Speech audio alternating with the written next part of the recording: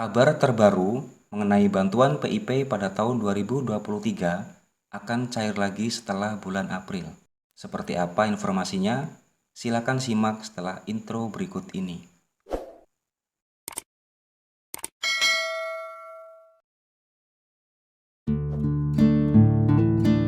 Assalamualaikum warahmatullahi wabarakatuh. Jumpa lagi di channel YouTube Ngopi Insight. Pada video kali ini, admin akan memberikan informasi yaitu mengenai kabar terbaru tentang bantuan PIP tahun 2023 yang akan kembali cair setelah Lebaran atau setelah bulan April. Seperti apa infonya? Silakan simak video ini dari awal hingga selesai agar Bapak Ibu dan wali peserta didik mendapatkan informasi yang lengkap mengenai kabar terbaru yaitu bantuan PIP yang akan cair lagi setelah bulan April atau setelah Lebaran. Adapun di sini untuk besaran bantuan dana program Indonesia Pintar itu pada setiap jenjang pendidikan berbeda-beda ya. Jadi seperti yang tampil pada video ini, dimulai dari yang pertama di sini adalah untuk jenjang sekolah dasar ataupun SDLB atau juga untuk paket A. Besaran dana yang diterima untuk siswa itu adalah Rp 450.000. Akan tetapi di sini untuk kelas 6 dan kelas 1 pada semester ganjil itu dana yang diperoleh adalah sebesar Rp225.000. Selanjutnya untuk jenjang SMP ataupun SMPLB dan juga paket B, dana yang diterima adalah Rp 750.000. Tapi di sini khusus untuk kelas 9 dan kelas 7 ya. Di semester ganjil itu dana yang diterima adalah Rp 375.000. Selanjutnya untuk jenjang sekolah SMA ataupun SMALB atau juga SMK dan paket C, ini besaran dana yang diterima Rp 1 juta. Akan tetapi untuk kelas 12 dan kelas 10 pada semester ganjil ini dana yang diterima adalah sebesar Rp500.000. Lalu pada sekolah SMK jenjang atau program 4 tahun ini hampir sama dengan SMA, yaitu khusus untuk kelas 13 dan kelas 10 pada semester ganjil ini dana yang diterima adalah Rp 500.000. Nah, selanjutnya di sini ada yaitu peruntukan dana PIP yang bisa digunakan oleh siswa, yaitu adalah untuk membantu memenuhi biaya personal pendidikan siswa sesuai dengan kebutuhannya. Adapun kebutuhan yang dapat dibiayai menggunakan dana bantuan program Indonesia Pintar seperti yang tertera di bawah ini, yaitu diantaranya adalah bisa untuk membeli buku dan alat tulis. Kemudian bisa juga untuk membeli seragam dan perlengkapan sekolah. Lalu bisa juga untuk biaya transport peserta didik ke sekolah. Lalu bisa juga untuk biaya kursus bagi peserta didik yaitu pada pendidikan formal. Bisa juga untuk biaya praktik tambahan dan biaya magang, dan bisa juga untuk uang saku peserta didik. Nah, jadi di sini besaran nominal bantuan PIP ini akan diterima oleh siswa pada setiap pencairan dengan catatan yaitu khusus untuk siswa yang memenuhi kriteria dan masuk ke dalam daftar siswa penerima bantuan PIP pada tahap yang telah diberikan atau yang telah diedarkan oleh Kemendikbudristek atau oleh PIP Kemdikbud Pusat.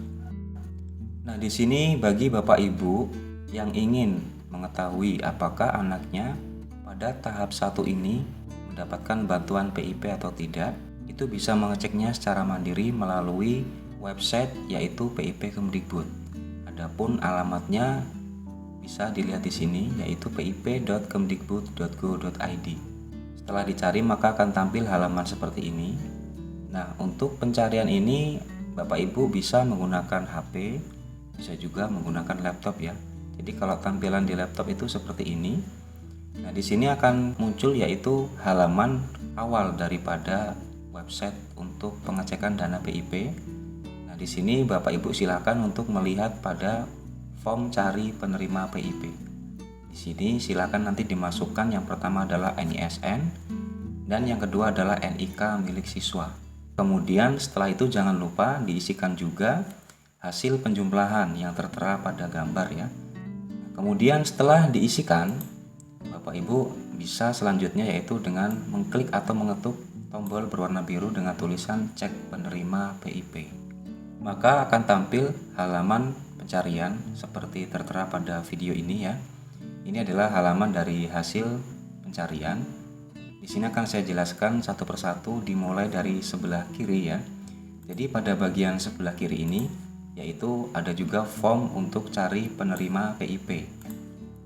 Form cari penerima PIP ini digunakan untuk mengisikan data apabila kita ingin mencari data PIP milik siswa yang lainnya. Kemudian pada bagian sebelah kanan di sini tertera yaitu tulisan nominasi, ada juga yaitu tulisan pemberian ya. Jadi ada nominasi, kemudian ada juga pemberian. Selanjutnya di sini sebelah kanan ada yaitu KIP digital. Pada video ini akan admin jelaskan pada 2 poin utama, yaitu pada bagian nominasi dan pada bagian pemberian. Karena untuk melihat apakah anak Bapak Ibu mendapatkan bantuan PIP atau tidak, dan apakah dapatnya itu langsung bisa dicairkan atau harus membuat rekening terlebih dahulu. Nah, di sini akan saya jelaskan 2 poin penting ini. Jadi, yang pertama yaitu pada bagian nominasi. Apabila tertera nominasi, kemudian di bawahnya tertulis yaitu harus melakukan aktivasi rekening. Ini adalah bantuan PIP yang diperoleh siswa, akan tetapi di sini siswa tersebut belum memiliki buku rekening. Maka masuknya adalah ke dalam SK nominasi. Nah, apabila masuk ke dalam SK nominasi, maka siswa tersebut harus melakukan aktivasi rekening terlebih dahulu. Tujuan daripada aktivasi rekening di sini adalah untuk membuat buku rekening. Ketika nanti buku rekeningnya sudah jadi, maka rekening tersebut akan aktif dan bisa digunakan untuk melakukan transaksi. Yaitu salah satunya adalah bisa untuk menerima transfer dana bantuan dari PIP Kemdikbudpusat.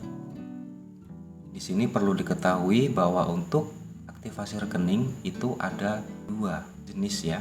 Jadi untuk yang pertama bisa dilakukan yaitu aktivasi secara mandiri atau secara langsung. Kemudian yang kedua itu bisa dilakukan aktivasi secara kuasa.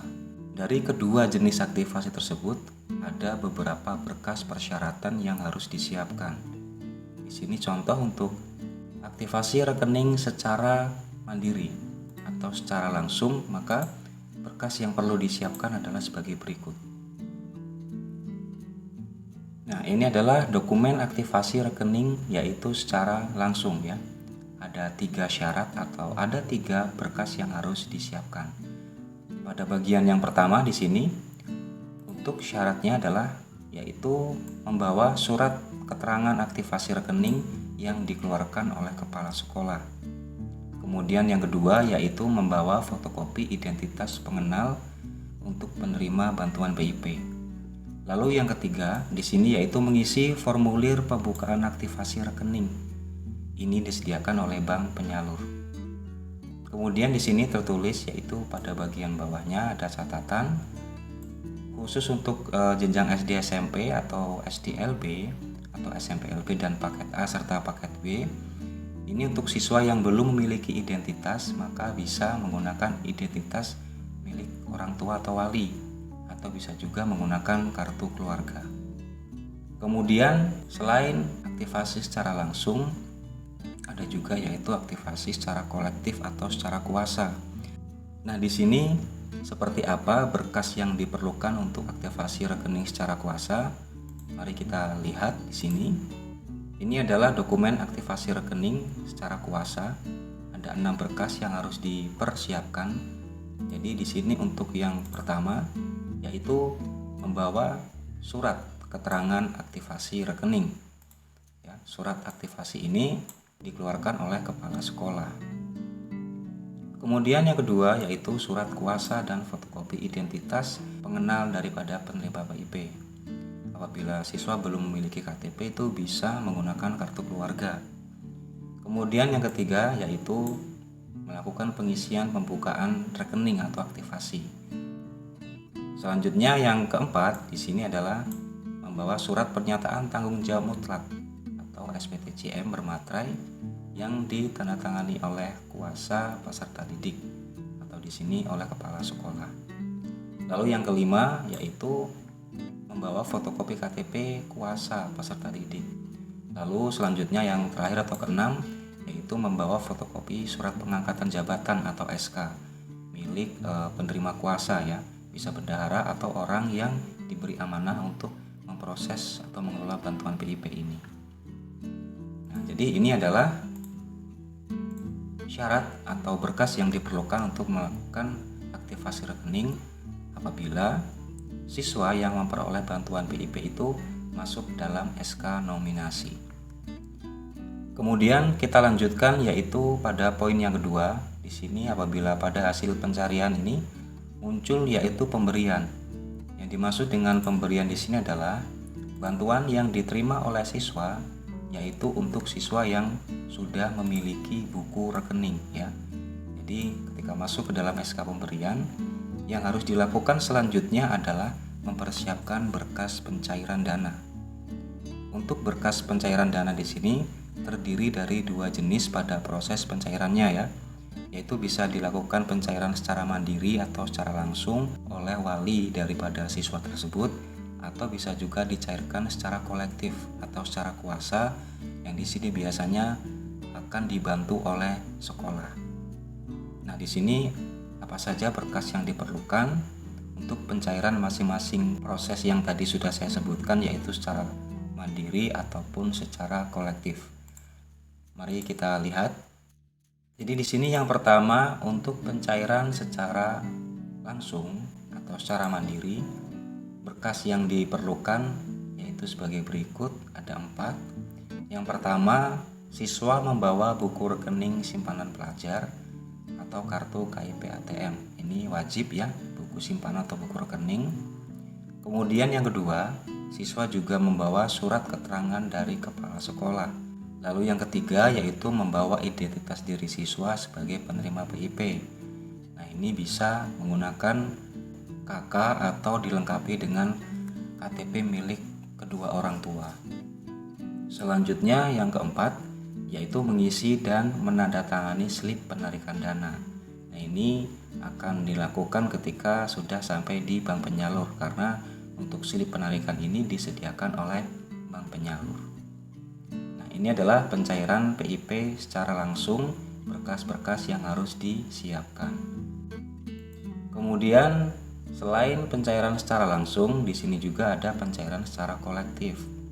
Ini adalah berkas yang harus dipersiapkan, yaitu ada 5 syarat ya. Yang pertama yaitu surat pertanggungjawaban mutlak atau SPTJM dari kepala sekolah. Kemudian yang kedua adalah surat kuasa dari siswa penerima PIP. Yang ketiga adalah surat keterangan dari kepala sekolah. Yang keempat, ini adalah fotokopi KTP dan fotokopi SK kepala sekolah atau fotokopi SK jabatan orang yang diberikan amanah untuk memproses atau mengelola bantuan PIP ini untuk memproses pencairan. Lalu yang kelima adalah slip penarikan dana yang ditandatangani oleh setiap siswa penerima dan juga oleh kepala sekolah.